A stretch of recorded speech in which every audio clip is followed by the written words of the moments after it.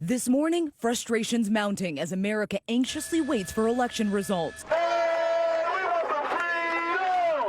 In Portland, Oregon, a riot declared overnight. The National Guard called in after protests turned violent. Yes, we can. Yes, we can. Earlier, a peaceful crowd marched across a Portland overpass with a sign reading "Count every vote." In New York, at least 20 arrested after a large election protest in the city.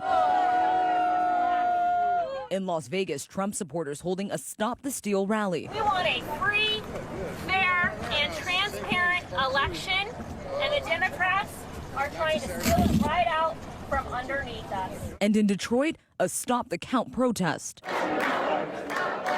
The crowd claiming the number of ballot watchers inside one counting location was insufficient.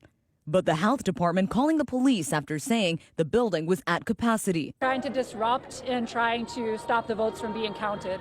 So I thought it was important to come down here and make sure that that didn't happen. The unrest coming as 5 states remain too close to call, including Arizona, where Biden holds a slight lead. And I can tell you that the attitude at the White House tonight is maniacally focused on Arizona from a political perspective. That's where they think they can break through and create a new conversation. In Pennsylvania, the counting continues. The Secretary of State saying they're ahead of schedule. The counties have been counting around the clock. Everybody's tired but incredibly dedicated to getting this done. And now the race tightening in Georgia. Trump's lead shrinking overnight after workers scanned the final absentee ballots in Fulton County, the state's most populous county, which includes Atlanta. Any ballots in there that are flagged to be adjudicated by the vote review panel, those have to be dealt with before you can publish that batch.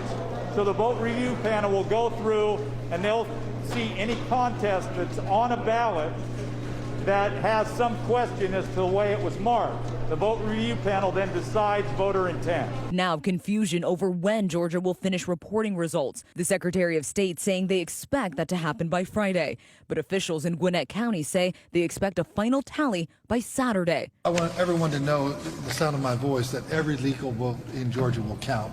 And right now we have about 200,000 ballots that are left to be counted.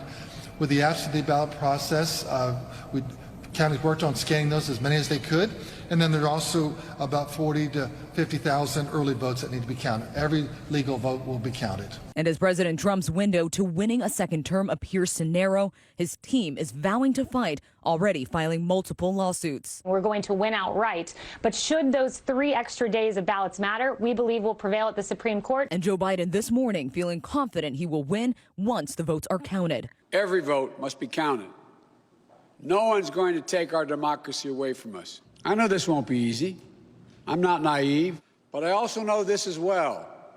To make progress, we have to stop treating our opponents as enemies. We are not enemies. What brings us together as Americans is so much stronger than anything that can tear us apart. So what's the bottom line? If Joe Biden holds his lead in Arizona and Nevada, he wins and Pennsylvania won't matter. But for President Trump to win, he needs Pennsylvania with a combo of several other states.